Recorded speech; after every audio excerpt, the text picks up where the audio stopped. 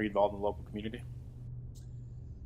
Yeah, I mean, it's one of the reasons why I came to Fredericksburg and settled in Fredericksburg and chose to raise a family in Fredericksburg.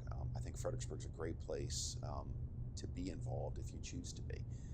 You can really make a difference here and have an impact. Over the years, I've tried to get involved in things that follow the passions that I have. So, sports is a good example. Been a big baseball fan all my life. So when there was an opportunity to work with the Cal Ripken Senior Foundation and build some ball fields here for some underprivileged youth in our area, we jumped in with both feet and really got behind it. Over the years, I've been involved in Central Virginia Housing Coalition, which helps to provide affordable housing in our region and helps folks with a number of housing issues. Been involved in my Rotary Club here for a number of years as well. Chair of the scholarship committee there.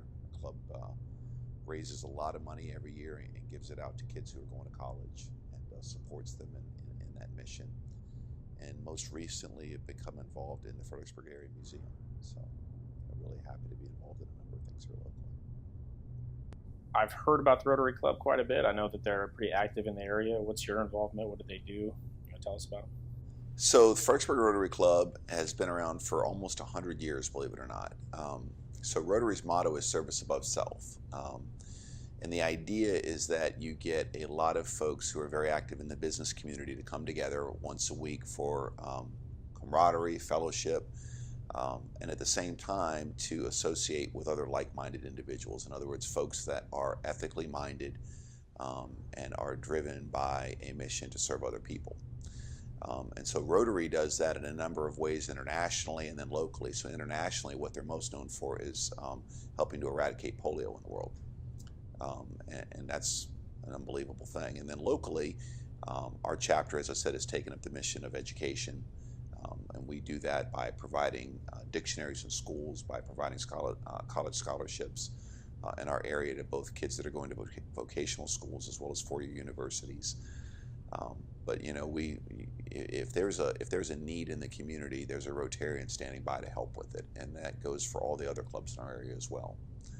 So it's a great organization. It's a great organization for networking and camaraderie, but it's also a great organization because of the good that it does.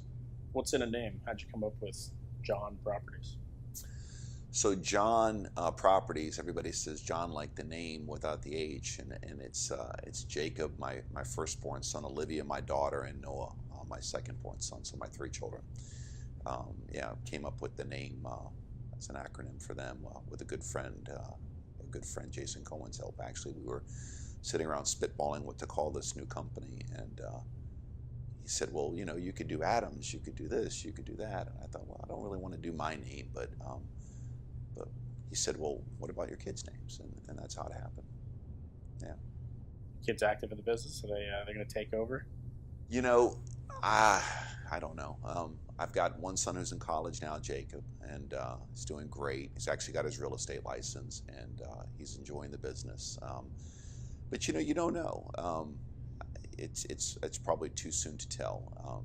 What I want for them is to find their way and to figure out what their passion is and to pursue it. And if it happens to be in this field, all the better. But if not, I'll be right there to support them with whatever they decide to do.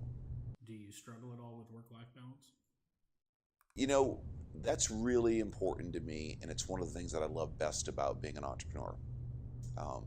It can be a pitfall and a trap, but if you manage your time carefully, I think it is possible to have your cake and eat it too. I think I'm very careful, and my wife Elizabeth is very careful about keeping a very good balance in our life between work, time with the kids, travel, sports, all of those things. But it's important, and you have to be mindful. You got to be mindful of your relationship with your spouse and making sure that you make time for that. A wise person said to me when I was getting married, they said, you can get married, but don't forget to date. You got to date your wife. Just because you're married to her doesn't mean you stop dating. And so that's been important for us. We've maintained that, and we maintain that connection with our kids, by spending time with them.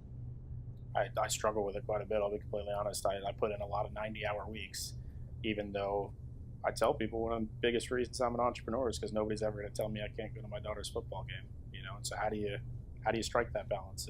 It's certainly a learning process. Well, you got to be mindful, and you got to be committed to making it happen. And the tough thing is that, you know, as you go through life, there's all sorts of things, not just time with your kids, but there's travel, there's important events in your friends' lives.